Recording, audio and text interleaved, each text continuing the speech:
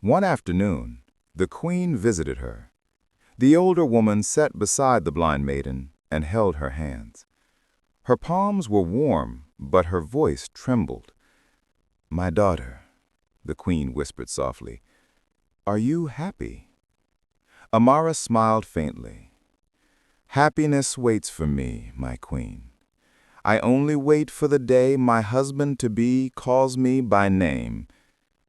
The queen's heart broke with silent cracks. She wanted to speak.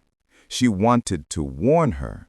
She wanted to tell her that royalty is a cloth soaked in deception, that a king's promise is sometimes a tongue wrapped in fear, and a prince's heart can be more fragile than a leaf in Harmattan wind. But her lips could not betray her own child. That night, a secret council gathered in the royal garden. The moon hid behind clouds as if ashamed of what it would witness.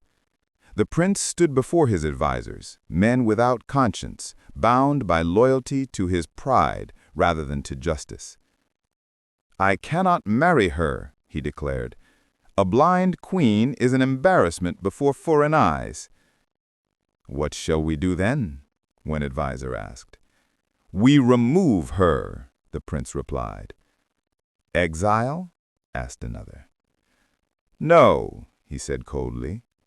"Exile leaves a trail, a future threat. The forest gave her life. Let the ground take it back. There must be no witness." The men nodded. And so they agreed. The girl who carried life from the jaws of death would be repaid with death at the hands of men she saved. At dawn, 2 guards knocked on her door.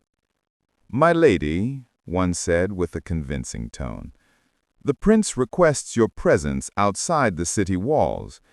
He wishes for a private meeting, a moment away from palace eyes, to prepare for the union rites."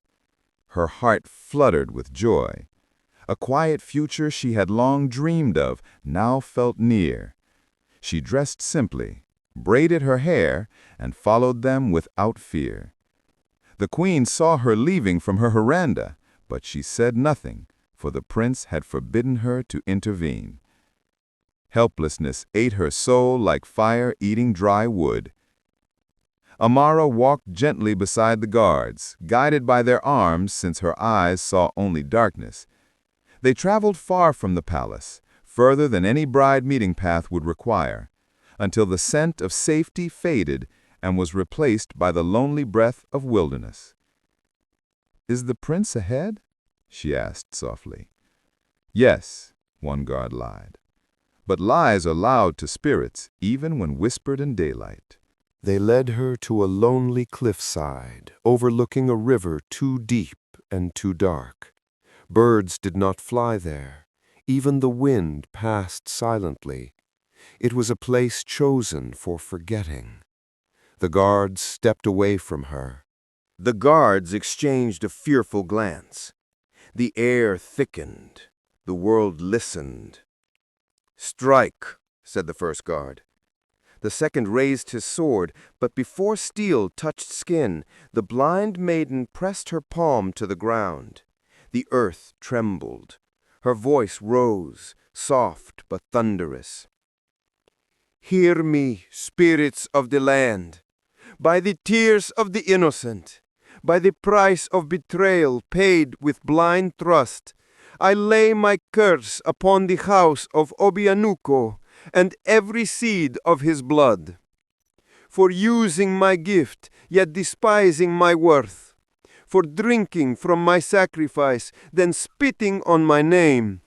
Let their generations drink from sorrow.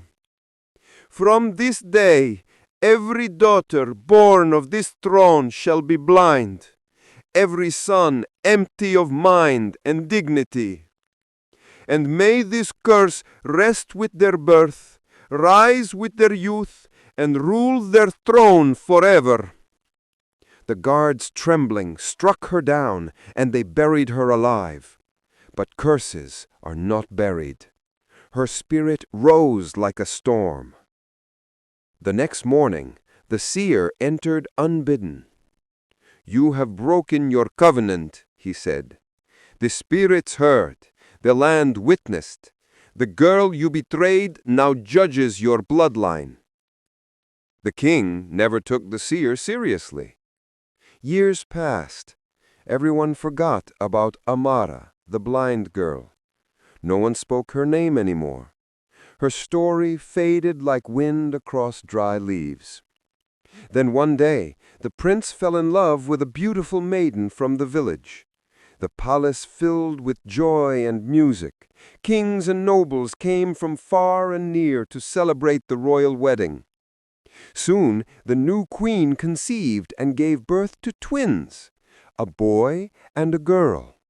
But joy turned to horror. The midwife ran out of the king's chamber shouting, "Abomination! The boy is blind, and the girl has no sense." The elders gathered in shock. "What curse is this?" they murmured. The villagers wept. What was meant to be a celebration became a day of sorrow. Years later, the queen conceived again. 9 months passed, and another child was born. But this one, too, was blind. Fear spread through the kingdom. No one remembered Amara's curse anymore. They thought it was just fate.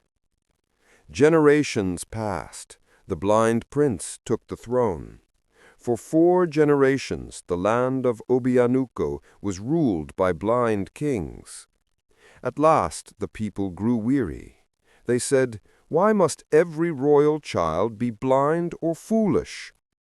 So the elders traveled far to seek answers from a great prophet. The prophet listened, then said, "The blood of an innocent girl cries in Obianuko. The spirit of the blind maiden you buried without honor still weeps. Until peace is made with her, this land will never know light again." One elder asked softly, "Wise one, what must we do?" The prophet replied, "The king must marry a blind maiden. Only then will the spirit of the blind be at rest." The elders were shocked.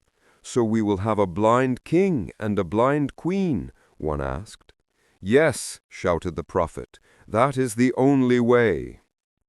And so they obeyed. The king married a blind maiden, and from that day the curse of madness and blindness began to fade. Peace slowly returned to Obianuko. The king built a statue of Amara in the palace courtyard.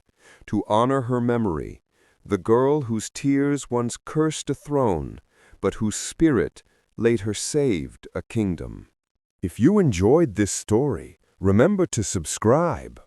Also, share your thoughts on the comments section. And stay tuned for the next tale from Golden Moon Folktales.